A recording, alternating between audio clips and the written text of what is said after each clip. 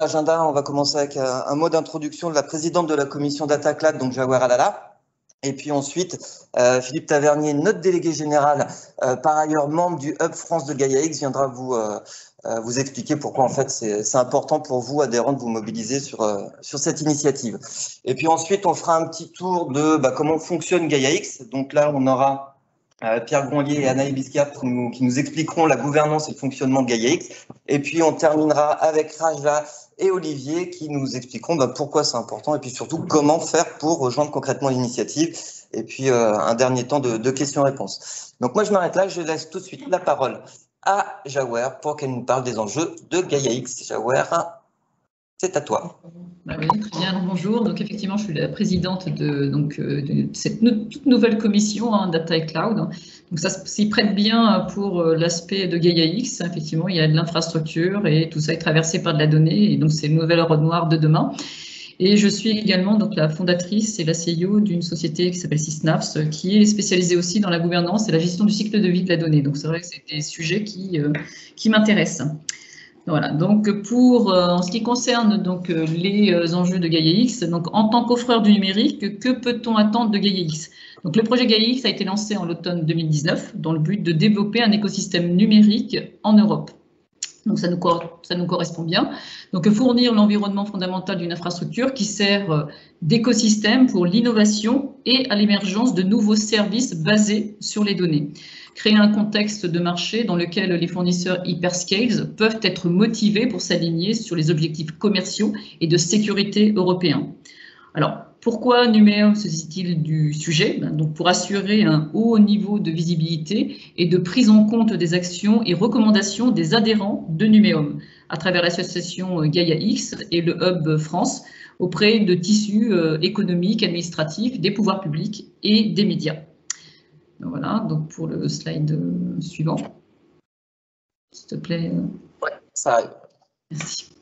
Alors, quels sont les enjeux, donc les principaux enjeux de GaiaX? Donc, c'est de fournir une gouvernance numérique commune pour les services numériques et les échanges de données basés sur les valeurs européennes. C'est établir une présence européenne significative dans les plateformes technologiques et les services en Europe afin d'améliorer le choix et la compétitivité sur l'infrastructure numérique d'importance vitale. Soutenir les entreprises et les gouvernements européens dans la mise en œuvre et la mise à l'échelle de produits et de solutions numériques innovantes. Donc GaiaX représente l'infrastructure data européenne, donc pas seulement l'infrastructure, qui accélère la numérisation en Europe. Il est également ouvert dans le monde, sur le monde extérieur, tout en préservant les intérêts de l'Europe, en intégrant aux écosystèmes l'Asie, les États-Unis et d'autres régions. Alors, cela nécessite que les écosystèmes en dehors de l'Europe s'alignent sur les objectifs commerciaux et de sécurité européens, mais aussi inversement, que GaiaX s'aligne sur les objectifs commerciaux et de sécurité non européens. Donc voilà, dans l'ensemble, GaiaX doit être considéré comme un cadre qui définit les exigences d'une infrastructure data européenne. Donc voilà, c'est un écosystème européen commun d'industrie, d'organisation, d'utilisateurs finaux et de fournisseurs. Voilà, pour déjà une bonne vision. Alors, quelle est la mission du Hub France? Donc, il y a plusieurs niveaux. Il y a un niveau par pays et un niveau européen. Donc, pour le niveau, au niveau d'un pays, c'est le point de contact central pour les entreprises, les diverses parties prenantes, les diverses initiatives, les associations, les organisations du secteur public qui concourent au succès du projet GaiaX tel que défini par l'association ASBL. L'objectif d'un hub national est de nourrir le fonctionnement d'un écosystème dynamique. Alors c'est pour ça qu'on a besoin effectivement d'avoir des personnes qui participent particulièrement au sujet, qui permet de structurer l'économie numérique nationale et européenne sous forme d'espaces de données industrielles ou administratives, donc ça ce qui vous sera expliqué tout à l'heure. Donc le tout s'illustre par des cas d'usage pertinents, l'intérêt de partager et d'échanger les données métiers. C'est vraiment l'échange qui va faire effectivement toute cette dynamique et qui va permettre effectivement de trouver des cas d'usage. et ceci de manière indépendante, autonome et sécurisée, permettant également de dégager des besoins techniques, fonctionnels et juridiques nécessaires à ce que doivent satisfaire les spécifications de Gaia-X, hein, parce qu'on ne peut pas faire les choses n'importe comment. Et ça permet de créer un regroupement des acteurs d'un même domaine pour définir à l'échelon national ou européen la définition et la réalisation de projets concrets de mise en œuvre des cas d'usage. Alors au niveau européen, le hub national fait partie du réseau des hubs nationaux. Donc voilà, c'est vraiment un regroupement type européen, afin d'assurer un alignement européen en termes d'activité, de définition des besoins des utilisateurs et des régulations à mettre en place. Voilà, la participation à une activité du hub national, hein, ça c'est intéressant de le savoir, d'une entreprise ou une organisation est gratuite. Donc voilà, je vais m'arrêter là, je vais laisser peut-être la place à Philippe peut-être. Merci beaucoup, Jawar. Effectivement, Philippe va nous expliquer comment Numéum se positionne par rapport à cette initiative et pourquoi c'est important pour vous. Et je peux. Et tu veux bien. Mesdames et messieurs, bonjour, merci d'avoir fait l'effort d'être là aujourd'hui. Mais salut aussi à tous ceux qui sont en distanciel. Je vois Guy Mamouani, je salue bien chaleureusement. Donc voilà un petit coucou spécial. Jawar vous a décrit précisément ce qu'est Gaia-X, mais je me remets quelques temps en arrière. Pour une organisation professionnelle telle que Numéum, nous poussons indéniablement à ce que nos entreprises françaises et européennes s'épanouissent dans un cadre qui favorise une saine concurrence, démontre tout le bien fondé de leur offre de services, et si possible, tout ceci dans un marché plutôt unifié que dans un marché morcelé. De surcroît, est venu se greffer sur le numérique depuis quelques années, au-delà des enjeux techniques, des enjeux également géopolitiques, d'affirmation, de réalité, de capacité de contrôle, etc. Pour ces deux raisons, une organisation telle que Numéum ne pouvait pas ne pas être très intéressée par l'émergence de Gaia-X, même si on peut débattre à l'infini de si c'est bien fait ou pas, mais en tout état de cause, on ne pouvait pas rester à côté. C'est la raison pour laquelle, dès le début, nous avons été un first day member de l'association internationale pour, à minima, avoir des informations et indépendamment des membres qui eux-mêmes pouvaient s'inscrire directement, nous devions d'avoir des informations à destination de tous nos membres. Il est évident que les gros acteurs de notre profession sont bien évidemment au fait de ce qui se passe dans Gaia-X. Ils n'ont pas besoin de Numéum pour avoir des informations. En revanche, les milliers de PME, TPE, start-up, éditeurs de logiciels qui pourraient concourir à ces éléments et qui ont probablement des éléments à promouvoir n'ont peut-être pas le temps ou la capacité ou la puissance pour avoir toutes ces informations. Et donc ça, c'est la raison pour laquelle Numéum s'est investi dès le début dans l'association internationale et, si je puis dire, a couiné fortement pour faire partie du hub français qui a été initialement confié, pour éviter personne, d'abord au CIGREF, puisque c'est M. Cédrico qui a écrit personnellement au président du CIGREF pour qu'il préside ce hub France. Il était accompagné du pôle de compétitivité systématique et était accompagné initialement également de l'Académie des technologies. Mais tout ceci faisait un peu trop petit et nécessitait forcément d'élargir le jeu. Raison pour laquelle, dès le mois de septembre 2021, Cédrico, de manière, si je puis dire, un peu non officielle à mon grand regret, élargit ce champ à l'INRIA, à Mintelecom et à Numéum. Et donc, c'est la raison pour laquelle je suis pour le moment tous les travaux du Hub France qui sont très principalement centrés sur les usages et sur les besoins des métiers. On verra plus tard qu'il y a deux volets dans Gaia-X, puisque ça forme un X. Il y a un volet absolument essentiel qui a peut-être été sous-estimé au début, mais qui était celui des usages et des data space. On a surtout beaucoup parlé de la partie d'infrastructure. Elle est bien sûr majeure, mais ce n'est pas le point focal et le point central du Hub France. Le Hub France, c'est surtout les différents métiers qui doivent constituer des enjeux communs pour pouvoir justement partager de la donnée et créer ce véritable marché européen.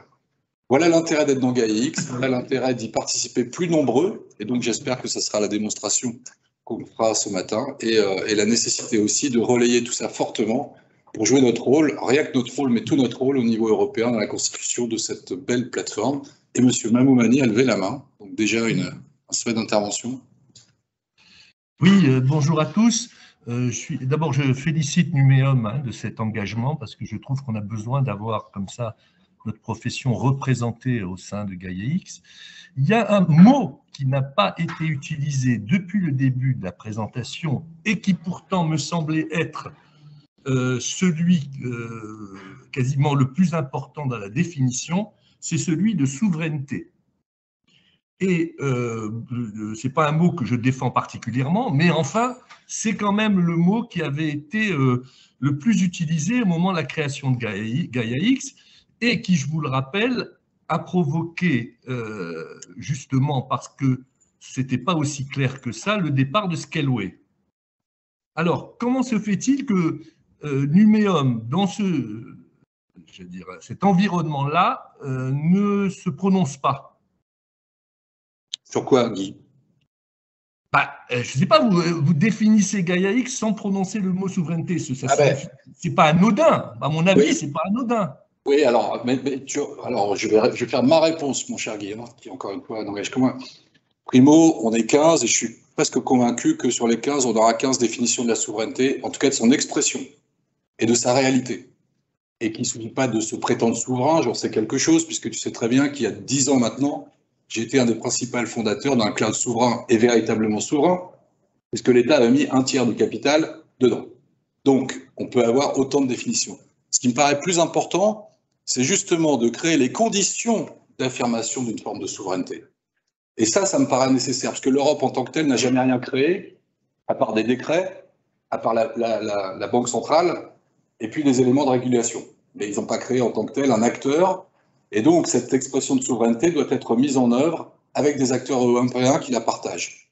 L'irritation de Scaleway a été de dire un certain nombre d'acteurs non européens qui ne respectent pas le droit européen et qui sont sujets aux législations extraterritoriales, sont pourtant adhérents, après tout, s'ils veulent amener de l'argent, mais ne sont pas membres, quoi qu'on en dise, des décisions qui sont prises. Alors bien sûr, ils font du lobbying, bien sûr, ils font tout ce qu'il faut, mais ils ne sont pas membres du COMEX de Gaia X, sauf erreur de ma part.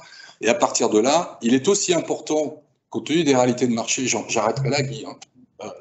Il y a 10 ans, la bataille était encore jouable, où chacun partait à peu près. Aujourd'hui, 80% de la réalité se trouve chez des acteurs qui ne sont pas européens en tant que tels, dont les sièges se trouvent ailleurs. On peut toujours dire, d'un trait de plume, qu'on arrête, ou qu'on stoppe, ou qu'on gèle la cloudification de l'économie pendant un certain temps, le temps que Gaia X arrive. Je ne pense pas que ça va se faire comme ça. Donc il faut nécessairement qu'ils soient autour de la table, même si ce n'est pas forcément à eux de dire ce qu'il convient de faire. Voilà ma définition, Guy. On pourra peut-être personnellement, parce qu'il va y avoir des éléments de réponse dans les différentes présentations. Voilà. Okay. Ah d'accord, mais enfin, juste un point, parce que je partage complètement tout ce que tu as dit, Philippe. Simplement, je sais que nous ne sommes pas, comment dire, il y a des avis divergents par rapport à cette position. Voilà. Et comme tu dis, qu'est-ce qu'on fait en attendant que Gaia X existe? Voilà, c'est la question. Mais en même temps, je ne sais pas pourquoi vous ne l'évoquez pas. Est-ce qu'il y a un moment ou un autre, Gaia X sera une alternative à des solutions dépendant du Cloud Act? Voilà, moi je me fais l'avocat du diable. On va répondre à cette question dans les slides. On va y répondre juste après. Excusez-moi. Dans la session. Ce qui t'oblige à rester jusqu'au bout, Guy, parce que c'est la dernière slide. Avec plaisir. Voilà, donc merci. Bon, on voit en tout cas que le débat est ouvert, donc on va passer à l'intervention d'Anaïs Biscard et de Pierre Grondier qui nous font donc le plaisir et l'amitié de nous parler de la gouvernance et du fonctionnement de Gaia X. Anaïs, je te laisse la parole, peut-être te présenter très rapidement, Pierre également, avant que de dérouler vos parties. Bonjour, donc j'espère que vous m'entendez bien. Donc moi je suis Anaïs Biscard, je suis responsable des affaires publiques d'OVH Cloud et je m'occupe plus spécifiquement de coordonner la participation de OVH Cloud à Gaia X. Si je peux, je pense que Pierre se présentera après. Justement, je pense que par rapport à ce qu'on vient de se dire, on voulait déjà quelque part un petit peu clarifier ce qu'est ou ce que n'est pas Gaia X, justement. Tout d'abord, Gaia X, ce que c'est à la fois un centre pour la définition de règles uniques d'architecture, de règles qui sont des règles techniques, mais des règles qui sont aussi plus politiques. Ensuite, c'est de pouvoir rendre disponible la mise en œuvre de services à tous, et c'est enfin une autorité entre guillemets qualification pour la compliance à GaiaX, et Pierre reviendra sur ce terme de compliance et définira ce que c'est. Ce que n'est pas GaiaX, et je pense que c'est vraiment très important parce que c'est aussi là qu'on peut un petit peu quelque part démystifier ou pour revenir sur tout ce qui a pu être dit sur GaiaX depuis l'origine, c'est à la fois, c'est pas un organe de standardisation. Ça, je pense que c'est vraiment important. Aujourd'hui, ce n'est pas non plus une plateforme de cloud, ce n'est pas ce n'est pas un software, ce n'est pas un produit de hardware, c'est vraiment plutôt, voilà, comme on l'a Jawahar l'a présenté en introduction, la mise en commun, comment dire, pour encourager, accélérer le développement de services, mais ça n'est pas GaiaX qui les développe et c'est pas GaiaX qui les met en œuvre. Et GaiaX, qu'est-ce que c'est par rapport à l'association ISBL? Parce qu'on confond souvent un petit peu GaiaX, ISBL, on parle aussi des hubs, on en a déjà parlé tout à l'heure, donc je pense que c'est important que tout soit très clair. GaiaX, c'est un projet qui est mené par l'association, par les membres de l'association, qui vont, eux, définir l'architecture et qui vont pouvoir proposer leurs services dans le cadre de GaiaX, mais encore une fois, ce sont leurs services qu'ils vont eux-mêmes opérer, ça n'est pas l'association qui va les opérer. C'est pour moi vraiment très important qu'on fasse bien cette distinction parce que c'est vrai que dans le cas de GaiaX, on confond parfois un petit peu tout et on a cette importance aussi de voir qu'il y a effectivement le niveau, on va dire, international, européen, qui est le niveau de GaiaX à ISBL, l'association, avec ses 334 membres, j'y reviendrai, mais on a aussi ensuite les hubs nationaux qui là, eux, ont pour objectif d'identifier les cas d'usage qui ensuite seront remontés à l'association et auxquels l'association tentera de répondre par la définition de règles qui seront ensuite prises et mises en œuvre par les fournisseurs de services dans leur service combiné ou dans leur service propre. Donc vraiment, on a cette différenciation à avoir. Je pense qu'on peut passer au slide suivant. GaiaX, maintenant qu'on sait ce que c'est, GaiaX a 3 types de livrables. Tout d'abord, comment dire, des livrables qu'on va dire de spécification. Donc, j'ai déjà évoqué le document d'architecture, les spécifications liées au GXFS, donc les services fédérés. Encore une fois, Pierre y reviendra. Il reviendra aussi sur le Trust and Label Framework. Les labels, c'était vraiment la dernière actualité de GaiaX, c'est importante et je pense voilà, il y reviendra aussi. Mais GaiaX, c'est aussi pour objectif de délivrer du code et de permettre d'avoir des bases pour qualifier les services et c'est ce qu'on a évoqué, ce que j'évoquais un tout petit peu plus tôt sur les labels. Donc ça, c'est les 3 types de délivrables de GaiaX. Mais GaiaX ne peut, et on peut passer au slide suivant, exister que par ses membres. C'est parce que il y a des associations, des organisations qui participent à GaiaX que l'initiative peut se développer. On est passé de 22 à 334 membres, puisqu'à l'origine, comme l'évoquait Philippe, on avait 11 membres français, 11 membres allemands. Aujourd'hui, on a 334 membres de près d'une trentaine de pays qui viennent de tout type d'industrie, qui sont de toute taille. 3 membres sur 4 aujourd'hui sont des entreprises et la moitié sont des PME. Donc, c'est vraiment très important de se dire que GaiaX, ça n'est pas spécifiquement et ça n'est surtout pas dédié aux grandes entreprises, mais qu'au contraire, l'objectif de l'initiative est de pouvoir répondre aussi aux besoins des plus petites entreprises. Je vous ai mis le décompte des entreprises par pays et je pense que c'est vraiment très intéressant et très important de se dire que s'il y a 92 membres allemands, il y a 66 membres français, 54 membres italiens et aujourd'hui, on n'a clairement pas 66 membres français qui participent. On a finalement assez peu de membres qui participent. Et je pense que c'est vraiment l'objectif de ce webinaire, c'est vraiment vous encourager à participer parce qu'il ne faut pas que toutes les règles que Pierre a évoquées, que j'ai pu très, très brièvement évoquer un petit peu plus tôt, ne soient définies sans les entreprises françaises. Il y a beaucoup d'entreprises allemandes qui participent, il y a quelques organisations, on va dire, de fédérations. Il faut que toutes les voix soient représentées, mais il faut vraiment se dire que c'est important de participer activement, même si effectivement ça prend du temps et de l'énergie, mais c'est important. On peut passer au slide suivant parce que c'est un slide que je pense important sur la gouvernance de GaiaX. encore une fois, GAIX, c'était une initiative franco-allemande. Aujourd'hui, on a une gouvernance qui est pan-européenne.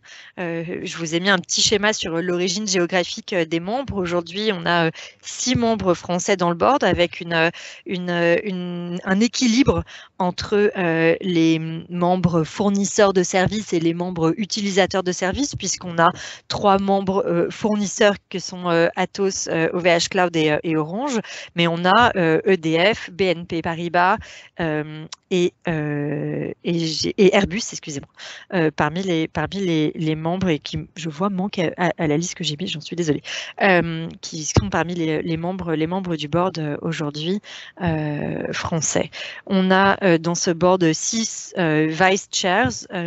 Un des vice chairs est Frédéric Etef, donc qui représente OVH Cloud au sein du board de GAIX, et lui est vice chair sur la partie infrastructure. Au sein du board, comme vous le voyez, on a des entreprises européennes. Encore une fois, il y a 2 types de membres au sein de GAIX, tous les membres, on va dire, généraux et les membres européens. Seuls ces membres-là peuvent faire partie du board et donc de la gouvernance de GAIX.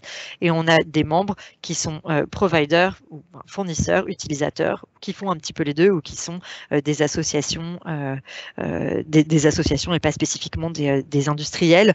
On a aussi 2 personnalités qualifiées dans le board. Mais voilà, donc disons que c'est à la fois l'ensemble des types de membres sont représentés et la gouvernance fait que les pays aussi sont, les différents pays européens sont représentés. Pour terminer, simplement pour expliquer un petit peu comment fonctionne GAIX, la gouvernance, on a tout d'abord l'Assemblée générale qui réunit donc ces 334 membres qui va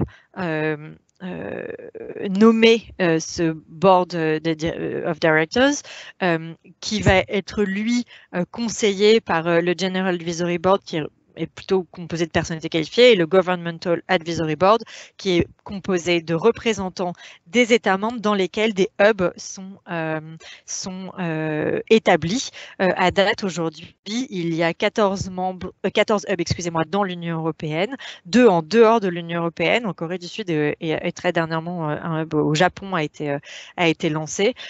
Et ces pays-là peuvent nommer des représentants dans ce Governmental Advisory Board et qui va porter la voix finalement des États membres qui peuvent aussi être membres de GAIX de droit, hein, mais qui participent aussi à cet organe, vont conseiller conseiller ou du moins échanger avec le conseil d'administration. Le conseil d'administration lui nomme l'équipe de management qui est composée donc du CEO, du CFO, du CTO, donc Pierre qui va nous parler juste après, et du CEO. Et cette équipe a pour objectif, associée à bien entendu toute une équipe voilà, qui les assiste, bien entendu, va organiser les travaux qui ensuite sont menés dans les différents comités, dans les différents working groups pour permettre aux membres de se structurer et ensuite de délivrer donc les différents documents que j'ai évoqués et que j'ai évoqués un peu plus tôt. L'organisation s'est structurée, encore une fois, on est passé de 22 à 334 membres en assez peu de temps et avec cette ouverture au monde, ce qui nécessite d'avoir voilà, une organisation qui est très aujourd'hui, qui est plutôt voilà, claire avec et qui est aussi aidé par le fait qu'il y a un operational handbook qui vient réguler entre guillemets ou du moins organiser les échanges et les prises de décision. Voilà, j'espère que c'était assez clair. C'est vraiment un très bref aperçu, encore une fois, de la gouvernance et de la façon dont ça fonctionne. Et je vais laisser Pierre vraiment entrer dans le détail. C'est parfait. Merci beaucoup, Anaë, pardon. Raja est à tes côtés. Merci, Anaë. Donc, la parole à Pierre Gronlier, le CTO de GAIX, qu'on remercie d'être des nôtres ce matin. Bonjour, merci beaucoup de m'avoir invité. Anaë a très bien décrit comment l'association fonctionnait, et donc aujourd'hui, je vais parler un petit peu plus de ce que l'on a délivré et fait pour l'instant. GAIX a vraiment commencé, c'est-à-dire qu'on en est à la 5e version de notre papier d'architecture. Alors, ce n'est pas un papier d'ailleurs qui a grossi en taille, puisqu'on est passé de 119 pages de la dernière version à 56 cette fois-ci. Donc, on essaye vraiment de rendre ce document beaucoup plus lisible. Toutes les règles de la conformité et de la compliance GAIX ont été extraites pour avoir un document séparé qui va être publié normalement d'ici les 2 semaines. On a travaillé également sur les GAIX Federation Services, ce que l'on appelle communément GXFS. Il y avait une version 1 qui est sortie, qui a été développé par un projet financé par l'Allemagne. On est en train de travailler sur la version 2 avec un accent sur l'Identity and Access Management et les Data Exchange, qui sont les deux gros piliers sur lesquels on travaille pour l'instant depuis à peu près septembre 2021 et qui est l'objectif pour avoir une démo pour le Summit 2022. Donc le slide a déjà commencé à être déroulé, donc je vais accélérer là-dessus.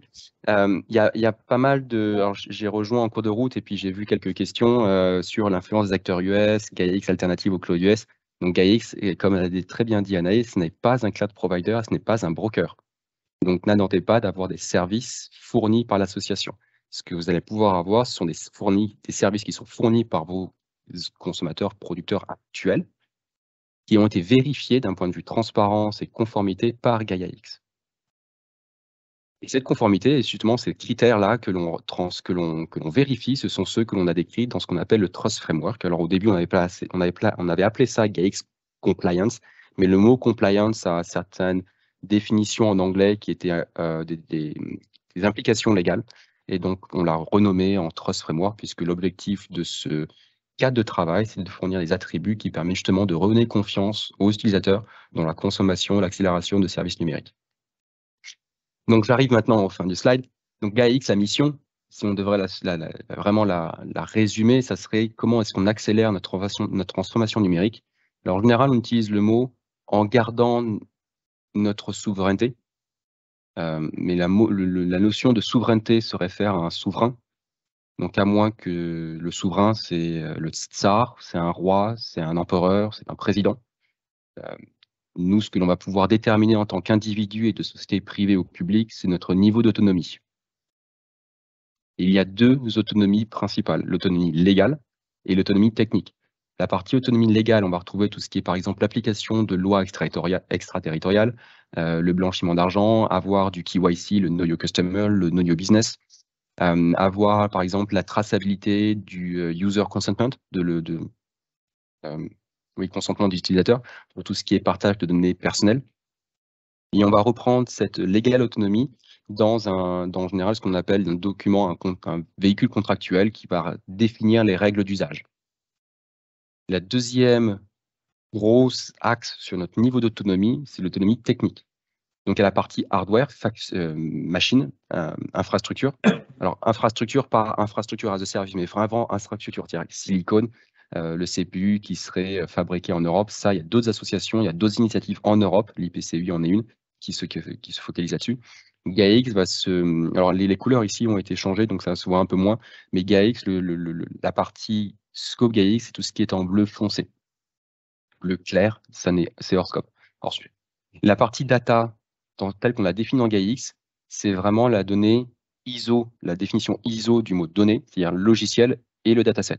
Alors, quitte à accélérer sur les slides qui vous seront partagés plus tard, mais à passer un peu plus de temps là-dessus, il faut vraiment comprendre que, en fait, GaiaX a été créé après le rapport Villani, après les rapports sur l'IA, sur le fait qu'il n'y avait pas assez d'échanges de données. On avait besoin de ces échanges de données pour favoriser de nouveaux algorithmes et travailler sur l'IA. L'IA, ça marche avec de la donnée et du logiciel. Si on n'a que la donnée sans le logiciel, ça ne marche pas. Et logiciel, ça veut dire un service. C'est-à-dire que le logiciel, c'est composé en général d'un binaire, d'une configuration et d'une licence. Je n'ai pas d'autonomie technique si je n'ai pas accès aux trois assets.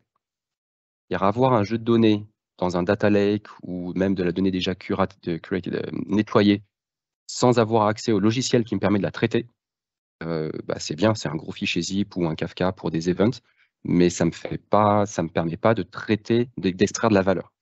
Donc, il est vraiment important quand on parle de data, contrairement à ce qui se passe sur le Data Act et le Data Management Act, de parler du logiciel également. Sans le contrôle du logiciel, il n'y a pas d'autonomie technique. Et là-dessus, je fais directement référence aux toutes les offres type Sovereign Cloud ou Trusted Cloud qui existent et qui sont créées par-ci par-là en Europe. Prendre du stack logiciel développé hors Europe et la faire et la maintenir en conditions opérationnelles en Europe, ce n'est pas un niveau d'autonomie technique suffisant. Le développement de fonctionnalités est fait hors Europe. Les failles zero day est fait hors Europe. Les patchs, le maintien en conditions opérationnelles, le savoir-faire est fait hors Europe. Donc, avoir un logiciel juste hébergé et maintenu en Europe n'est pas suffisant pour avoir un degré d'autonomie nécessaires pour la plupart des services vitaux pour notre pays. Donc, on a bien l'autonomie légale, l'autonomie technique. L'autonomie technique, c'est en général se contrôle sur des contrôles d'accès, et le US Policy, le contrôle d'accès, on sait très bien le faire. Est-ce qu'un employé ou un individu a le droit d'accéder? Le Usage Policy, en fait, c'est la capacité à déterminer comment la donnée va être utilisée, comment le logiciel va être utilisé après l'exchange. Quelque chose de fondamental différent entre le monde physique et numérique. Dans le monde physique, je veux partager un objet, je le déplace. Dans le monde numérique, je veux partager un objet ou un item, je le copie. Une fois qu'on l'a copié, on n'a plus le contrôle dessus. Minus, petit astérix, toutes les spécifications techniques que j'ai mentionnées, donc tout ce qui est exécution d'enclave de confiance, Trusted Execution Enclave, chiffrement morphique complet, multi-party computation, federated learning, compute data, DRM. Nous sommes, avec un certain degré, on arrive à contrôler un petit peu comment la donnée est utilisée, mais en général, ce que l'on va avoir, c'est quand même un véhicule contractuel qui nous permet de dire ce qu'on a le droit ou pas de faire. Donc voilà, quelle est la mission GaiaX et les deux principaux piliers sur le niveau d'autonomie. Sur le slide suivant, alors directement, on va tout afficher puisque je pense que je vais trop de temps sinon. C'est une version un peu plus avancée du gros X que l'on a vu dans plusieurs slides. La structure est la suivante, Trust Plane, Management Plane, Usage Plane. Il faudrait au moins 10 minutes pour arriver sur ce slide, donc je vais juste donner une analogie sur les trois niveaux, les trois plans qui sont mentionnés. Le Trust Plane, ça serait l'équivalent du passeport. Quand on se déplace à l'étranger, on prend notre passeport français, on va aux US, en Inde, en Chine, notre passeport est reconnu. Donc on a bien une gouvernance commune entre pays pour avoir un passeport, même si le passeport reste souverain, pour le cas c'est vraiment approprié, de chaque pays. Pour rentrer dans un pays, donc ça serait l'équivalent de rentrer dans un écosystème qui définirait par exemple un data space per vertical, la santé, le transport, l'énergie, peut-être par région également, il faut un visa. C'est le management plane, c'est une gouvernance additionnelle que les écosystèmes viennent mettre en place. Et après, le usage plane, ça serait l'interopérabilité technique, par exemple, pour les... Alors, qu'est-ce qu'on pourrait donner comme exemple? Le courant électrique. Je vais aux US, c'est du 110 volts, 60 Hz. En Europe, c'est du 240, 50. Donc, ce qui est intéressant, c'est que j'ai la capacité d'avoir une gouvernance commune entre pays. Ça serait l'équivalent d'une gouvernance commune pour l'utilisation de services numériques. C'est le GaiaX Trust Framework, qui décrit l'ensemble des règles d'engagement, on va dire. Le management plane, c'est vraiment une extension de cette gouvernance par écosystème. Et le usage plane, c'est l'interopérabilité technique. L'interopérabilité technique n'est possible que si on sait décrire les choses avec le même vocabulaire. Quand on utilise des volts, des ampères et du hertz, c'est bien le même vocabulaire, même si après la valeur est différente. Et donc c'est vraiment ces trois plans sur lesquels on travaille dans GaiaX. Le Trust Framework, c'est l'ensemble des règles qui définissent l'écosystème GaiaX au sens large. Et dans ce Trust Framework, on va retrouver deux services qui sont des services. Il y en a déjà un qui est opérationnel et en ligne actuellement, qui est la GaiaX Registry Services. On est en train de travailler, donc ça va être ce sprint ou le prochain, où on devra avoir la version 1 du Compliance Service. Et en fait, le Compliance Service et la Registry sont des API qui travaillent ensemble et qui permettent à un participant, consommateur ou fournisseur, de venir soumettre leur fichier de description de leur service et de savoir s'ils sont bien GaiaX compliant ou pas. Et ça, c'est quelque chose sur lequel on travaille avec du code qui tourne. La version 1 de ce service-là, elle est centralisée et faite par GaiaX. La version 2, pour espérer, j'espère, d'ici la fin de cette année ou début d'année prochaine, sera distribuée. Et on envisage d'aller vers un mode complètement décentralisé, mais ça prendra plus de temps. Alors, ce Trust Framework, pour faire un petit peu l'analogie avec ce qui existe aujourd'hui, c'est sur le slide suivant. Voici ce que l'on entend quand on parle de compliance. Donc, ce sont en général des certifications qui sont coûteuses, qui prennent du temps et qui, d'un point de vue accélération à la transformation numérique, ne sont pas vraiment forte valeur ajoutée. C'est-à-dire que c'est très impressionnant quand on arrive dans un bureau, on va les réutiliser, mais on va faire quelque chose de différent. Donc, au sein de GaiaX, on a le Policy Rules Committee qui définit un ensemble de règles, High-Level Statements. Ces ensembles de règles ont été séparés en deux parties. La partie Trust Framework, qui est obligatoire et qui va parler d'attributs qui sont obligatoirement mesurables et comparables, puisque c'est ce qui nous intéresse quand on va avoir un consommateur qui veut utiliser un service, qui va l'intéresser, c'est de pouvoir mesurer, comparer. Par exemple, j'ai un service Cloud 1 et un service Cloud 2. Est-ce que je peux comparer leurs terms and conditions? Est-ce que je peux comparer leur End-User License Agreement? Est-ce que je peux comparer la juridiction qui s'impose à toute ma stack à gauche et à droite? Donc ça, c'est vraiment l'ensemble des attributs obligatoires. Et après, on va avoir un autre framework qui s'appelle le Labeling Framework, dans lequel on a défini, alors c'est un framework classique de label, global générique label, au sein duquel l'association a déjà défini 3 labels. Au niveau du Trust Framework, alors pardon, au niveau des labels, donc dans le slide suivant, on va revoir un peu plus en détail quelles sont les différences. Les labels sont optionnels et ne s'appliquent qu'à des offres de services. Les labels ne sont pas issued, ne sont pas fournis au niveau des participants. Donc un label ne s'applique qu'à un service, donc à quelque chose qui est opéré. Et il y a différents niveaux de labels avec différents critères qui correspondent à ce qui avait été énoncé avant dans le Policy Rules. Je vais accélérer un peu parce que je pense que je suis en retard. Sur le Trust Framework, la partie Trust Framework, c'est un ensemble de règles beaucoup plus techniques, mais qui vont contrôler vraiment la façon dont les services sont décrits. Un point important du Trust Framework, c'est la composabilité des informations. Nous avons en Europe un service, un marché qui est relativement fragmenté. Faisons de cette fragmentation une force. Donc la façon dont les services sont décrits, faire en sorte qu'ils aient des interfaces à langage commun de description, pas forcément de l'interopérabilité, mais déjà un langage commun de description, pour qu'on puisse créer des data pipelines, pour qu'on puisse créer du chaînage de services, afin de pouvoir créer des services à valeur ajoutée qui seront largement supérieurs en qualité et en coût opérationnel par rapport aux services qui sont fournis actuellement sur des plateformes un peu plus centralisées, dirons-nous. Un exemple, par exemple, de la différence des critères entre le Trust Framework et le label, donc ça c'était sur le slide précédent. Les Trust Framework va donner une règle qui dit que tous les services doivent forcément identifier leur fournisseur et qu'un fournisseur doit forcément avoir le pays de son enregistrement, pouvoir déduire par exemple sa juridiction. Les labels vont donner donc ça ce sont des règles logiques de niveau 2. Les règles logiques de niveau 1 qui sont les labels, c'est de dire par écosystème ou pour un client, de dire moi je veux que mes services soient soumis à des lois non européennes ou autre chose. Donc il y a vraiment une différence entre le Trust Framework et le label.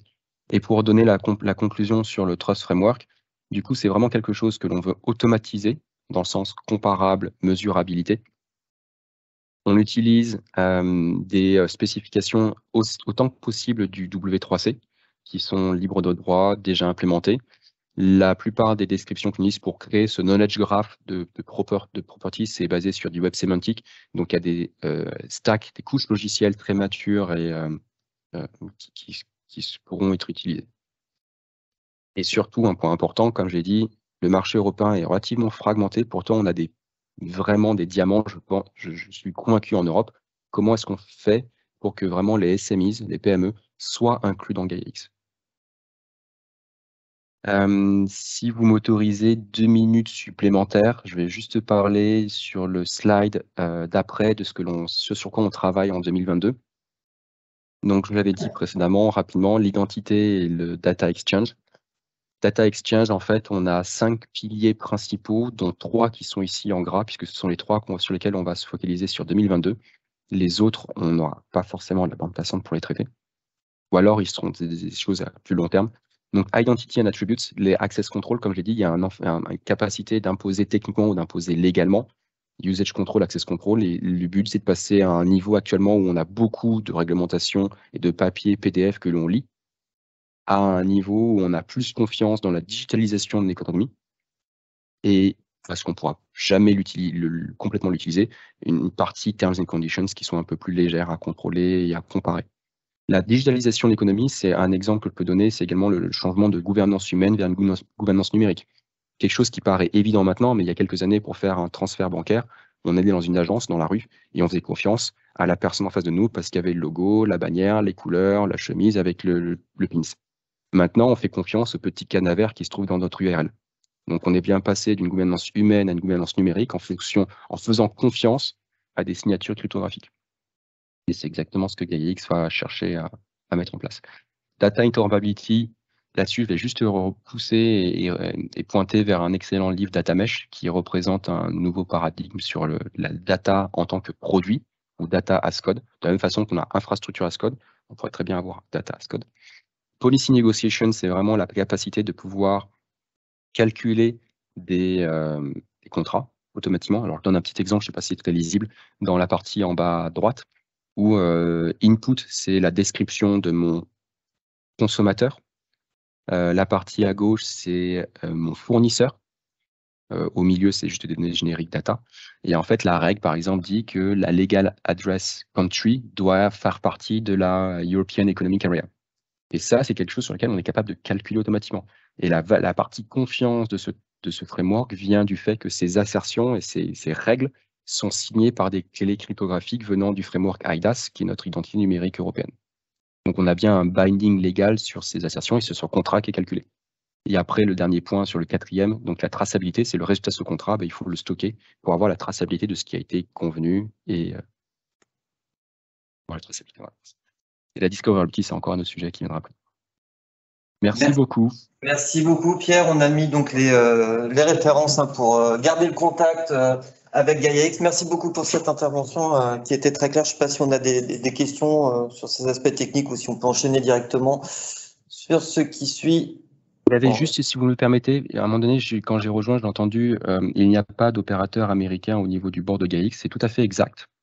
C'est dit, je voudrais quand même partager le fait que les influences pas forcément en accord avec les valeurs européennes ne viennent pas d'acteurs non européens. Ils viennent d'acteurs européens qui ont des intérêts financiers avec des acteurs américains. Absolument. Ce qui est plus malin. Donc, Microsoft, Google et AWS sont dans GaiaX et sont très calmes et ils aident. Ce sont des acteurs européens sur lesquels il faut faire plus attention en fait.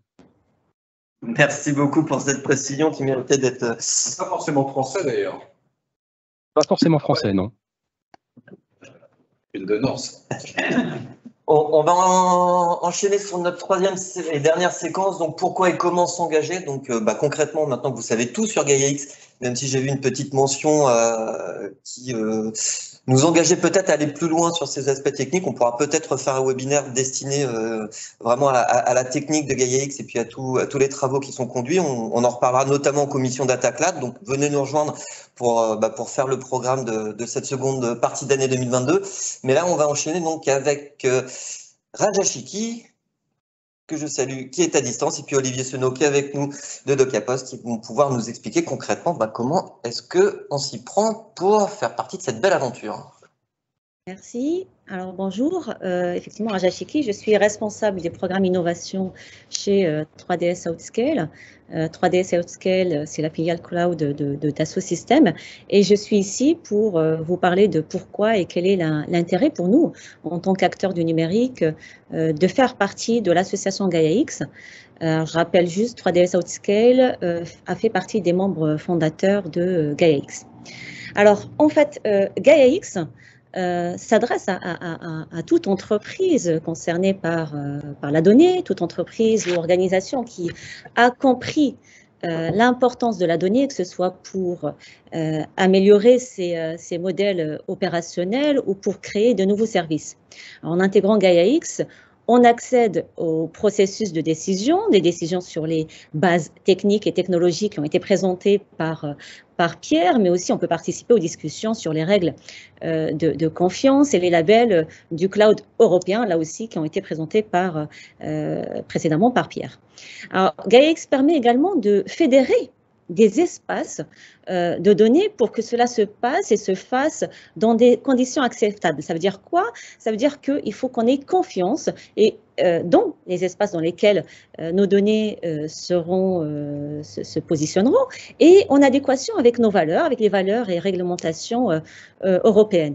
Et c'est bien l'objectif de GaiaX qui, comme vous avez pu l'entendre tout au long de ce webinaire, prône la libération, l'ouverture, la libre circulation de la donnée au sein de l'Europe. Slide suivant, s'il vous plaît.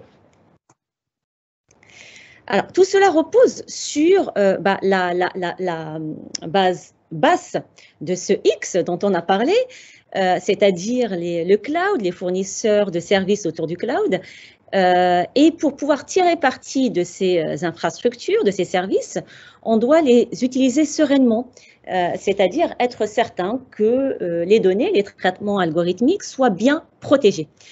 Il est donc important que les entreprises puissent collaborer, que ce soit au niveau fournisseur, que ce soit du côté des usages ou que ce soit les utilisateurs des services. Et c'est ce qui est représenté dans le haut du X.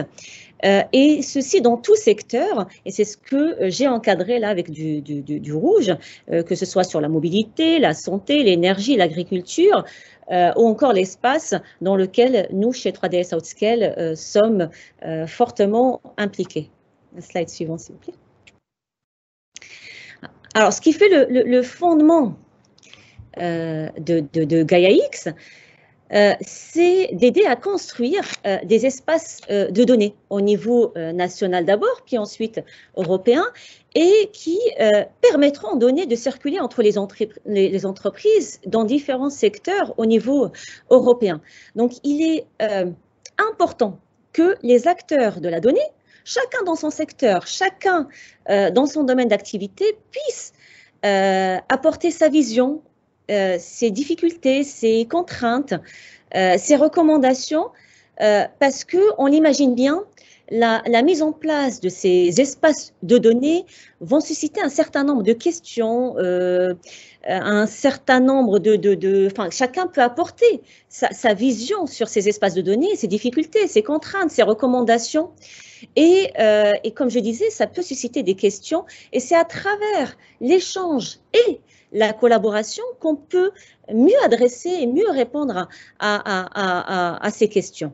Donc, ici, vous avez une liste non exhaustive des data space. Alors, non exhaustive parce que j'ai rejoint que récemment l'association Gaia-X, j'ai rejoint que récemment d'ailleurs 3DS Outscale.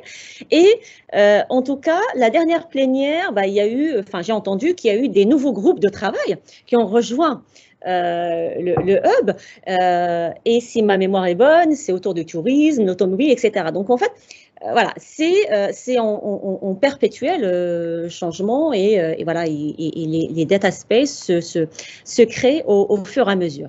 C'est pour ça que c'est important de rejoindre l'association maintenant, parce que c'est maintenant que les choses se font.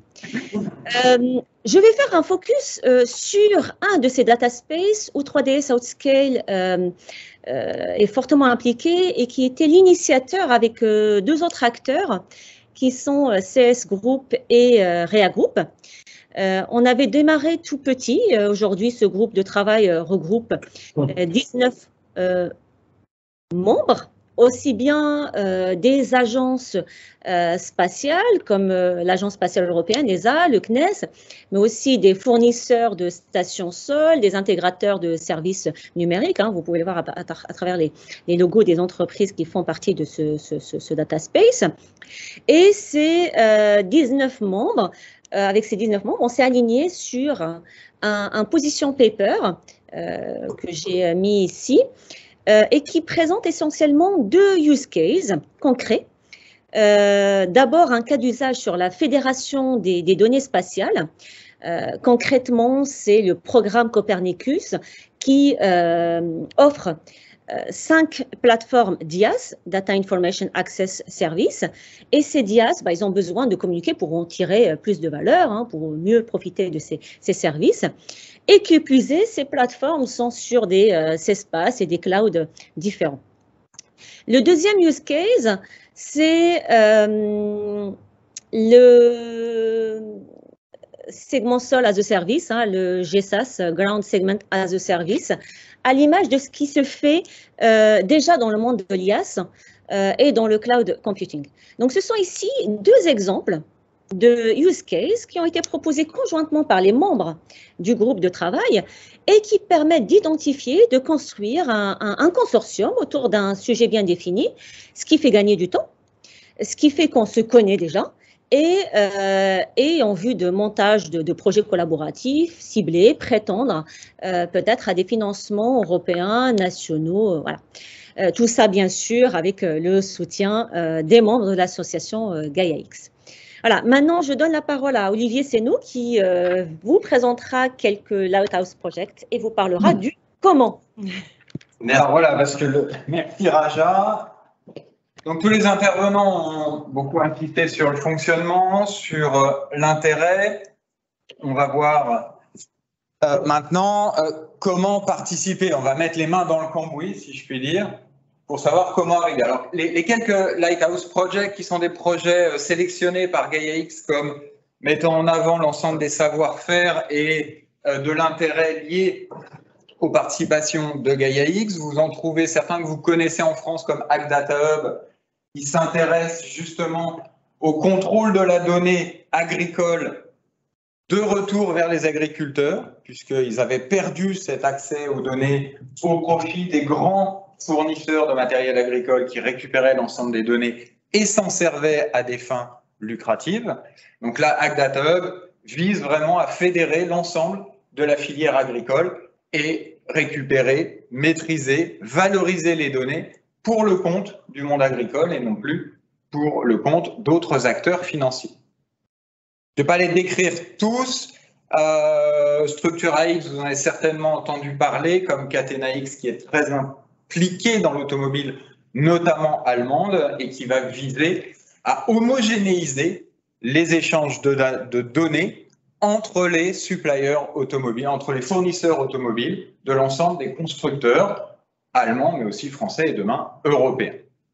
Alors, si on veut aller un poil plus loin, on va reprendre un slide qui pique un peu les yeux, mais qui donne une version un peu différente de l'organisation. Donc, la structure est la même, et je vais faire un focus sur deux plots de ces organisations. D'abord, le Board of Directors. Il est élu tous les 2 ans et chacun des membres européens de GaiaX a la possibilité de candidater pour être membre de ce Board of Directors. Il y en a 24 qui sont élus tous les 2 ans. Donc, premier appel, n'hésitez pas, au nom de votre firme européenne, de votre société européenne, à candidater pour siéger à ce board. Le deuxième, qui va être beaucoup plus complet, beaucoup plus important et beaucoup plus accessible aussi, ce sont les working groups. On a détaillé précédemment, Pierre et Anaël l'ont détaillé, un certain nombre de papers, notamment sur le trust labeling, sur le labeling, sur la compliance, etc. Ces documents, ils ne sont pas sortis de nulle part. Ils sont sortis des working groups. Et c'est là-dessus que je voudrais insister, puisque ces working groups sont composés des entreprises européennes, non européennes, européennes, comme l'a dit Pierre, aux avis divergents ou aux intérêts industriels ou financiers pilotés par de l'overseas. Ce sont dans ces working groups que l'on définit l'ensemble des règles.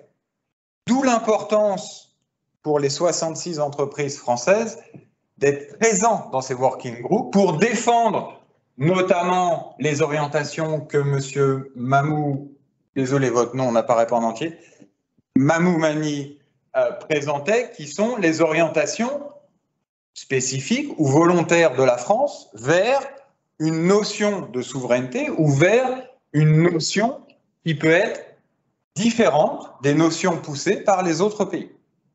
Donc ce sont dans ces working groups qu'il faut intervenir et qu'il faut être présent en masse.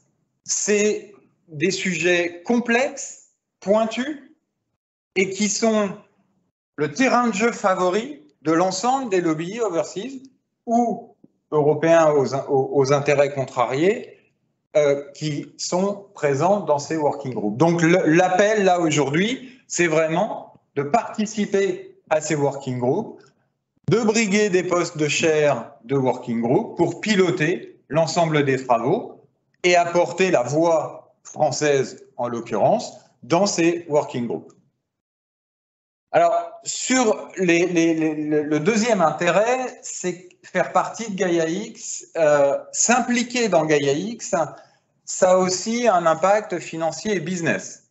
GaiaX, on définit des standards sur lesquels s'appuyer, on définit des règles de bonne conduite. On définit notamment, on y reviendra peut-être, des labels, mais on a aussi une infrastructure gérée par GaiaX AISBL qui permet de piloter, d'informer, de répondre à l'ensemble des call for tender, donc des appels à projets européens, qui sont donc des apports financiers de la Commission européenne pour développer GaiaX et qui vous permettent, en même temps que vous définissez au travers des working groups la marche et le bon legal framework de GaiaX, de développer vos propres applications qui seront ensuite destinées à GaiaX, mais qui vous permet également d'avoir un pied dans cette construction du nouvel environnement de data exchange et de fédération de cloud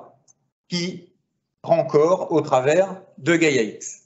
C'est aussi une capacité à rentrer en contact avec vos homologues européens, mais également overseas. Donc c'est un très bon environnement de réseautage et ça vous permet d'augmenter votre visibilité européenne pour ceux qui ne sont pas encore européens et souhaitent accéder à ces marchés européens qui, je vous le rappelle, dans un certain nombre de domaines, que l'on soit français, allemand, belge, espagnol, répondent au même legal framework qu'est par exemple IDAS pour un certain nombre de services.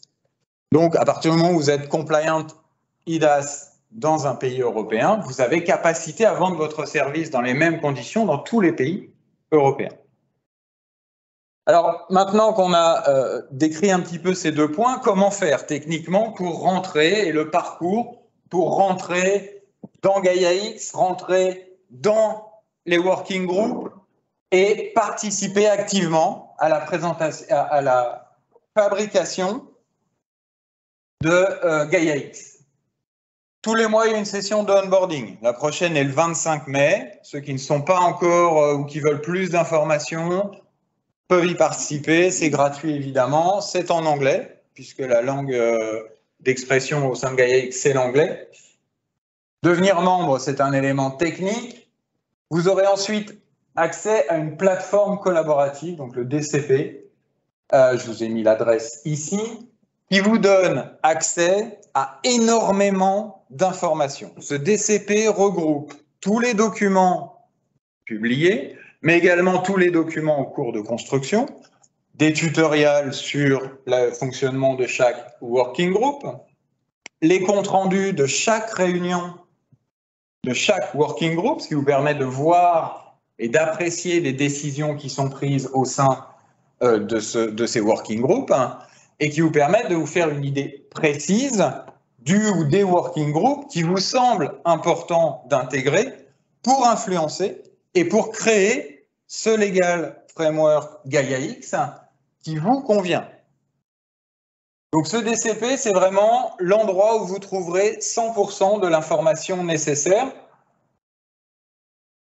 au même titre que l'intranet, qui permet aux membres d'avoir des échanges entre eux, d'avoir des informations entre eux, et qui vous permettent d'avoir l'accès à l'ensemble de ces comités. Donc le parcours est extrêmement simple. Si vous ne l'avez pas fait, le onboarding, alors je tourne le dos à la caméra à chaque fois, excusez-moi. Le onboarding, donc c'est important, et ensuite vous aurez accès à l'ensemble des informations. En conclusion, enfin, si je puis me permettre, l'objet de ce webinaire, devant la caméra, c'est de l'autre côté. L'objet de ce séminaire, c'est participer, impliquez-vous.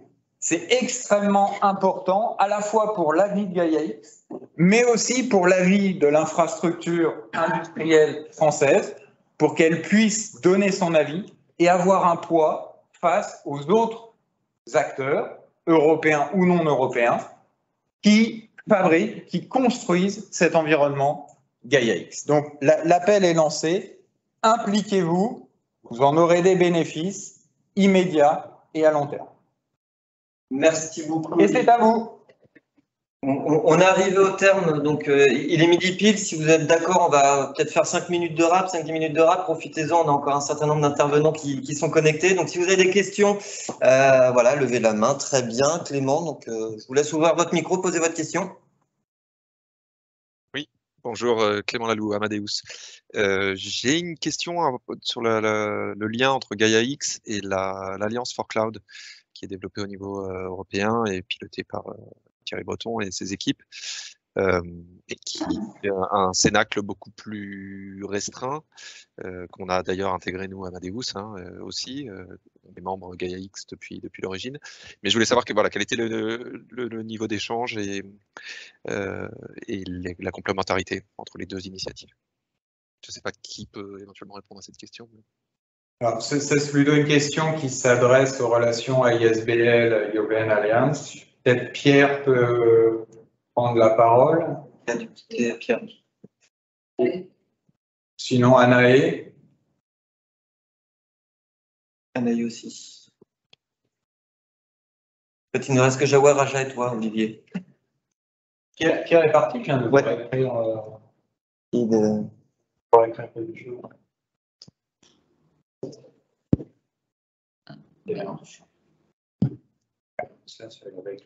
Non, d'accord, il répond. C'était autre chose. Donc, ce que je propose, c'est qu'on remonte la question, sauf si Jawar veut répondre. Alors, c'est juste, excusez-moi, la question c'était, pardon, je suis désolée, La question c'était juste les relations entre Gaia-X et l'Alliance for Cloud, montée par Thierry Breton au niveau européen. Alors ça, effectivement, je ne suis pas du tout au fait de ce sujet. Je pense que les personnes, malheureusement, qui nous ont quittés pourront peut-être vous répondre par la suite. Donc, je pense à la rigueur à cette question. Tout à fait. Ce que je vous propose, Clément, c'est de me taper la question dans le chat et puis comme ça, moi, j'irai solliciter les personnes parce que c'est vrai qu'on a monté ce webinaire assez rapidement. Il y a beaucoup de réunions qui se faisaient en même temps, donc certains ont dû quitter pour en enchaîner d'autres. Donc, je vous prie de m'en excuser, mais voilà, notez vos questions dans le chat et puis je m'engage à vous faire un retour après avoir sollicité les personnes concernées. S'il n'y a pas d'autres questions pour pas trop... Ah, si, pardon, il y en a un seul, excusez-moi. Mesdames, d'abord. Oui, en fait, moi j'ai une question toute simple par rapport à toutes les initiatives de Claude Souverain, donc OBS, OVH, Thales, Google, etc.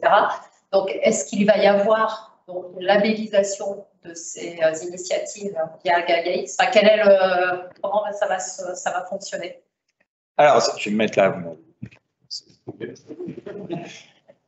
Donc, toutes les initiatives, qu'elles soient françaises en cloud souverain ou européennes ou toute autre initiative, vont devoir rentrer dans le labeling framework de Gaia-X. Donc, comme l'a expliqué Pierre, le labeling framework va donner un certain nombre d'informations aux utilisateurs sur le niveau de compliance de ces initiatives avec les niveaux de label définis par Gaia-X. Si on prend un exemple, vous avez un provider type Thales avec GCP, donc qui a fait son annonce il y a quelques mois. On va demander à cette alliance de répondre aux différents critères. Donc il y a 68 critères de labellisation. Et à la fin de ces réponses, on donnera un niveau de labellisation du service offert. Donc pas de la société, du service offert, qui sera de label 1 à label 3. Le label 1 étant plutôt très ouvert et le label 3 étant beaucoup plus fermé, et répondant notamment à une des prérogatives, à savoir la présence territoriale exclusive en Europe et l'immunité aux lois extraterritoriales que sont principalement le Cloud Act et le FISA aux États-Unis et ses équivalents en Chine.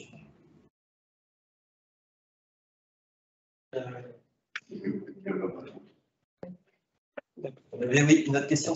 Question un petit peu politique. Y a-t-il eu des leçons tirées de la démission évoquée par Kim tout à l'heure de Scaleway fin 2021 et au niveau de la gouvernance de Gaia-X? Alors, des leçons politiques. Alors, Scaleway a quitté, hélas, Gaia-X sur, à mon sens, des raisons qui ne sont pas forcément de très bonnes raisons. Politiquement, je ne suis pas habilité, puisque je ne suis plus membre du board de Gaia-X, donc je ne suis plus habilité à répondre. Cependant, les leçons tirées sont de rester ferme sur les positions initiales que sont pas de présence américaine au board et une gouvernance transparente par rapport aux membres. Ensuite, les raisons, encore une fois, pour lesquelles Scaleway a quitté, sont des raisons qui lui sont propres, qui ne sont pas...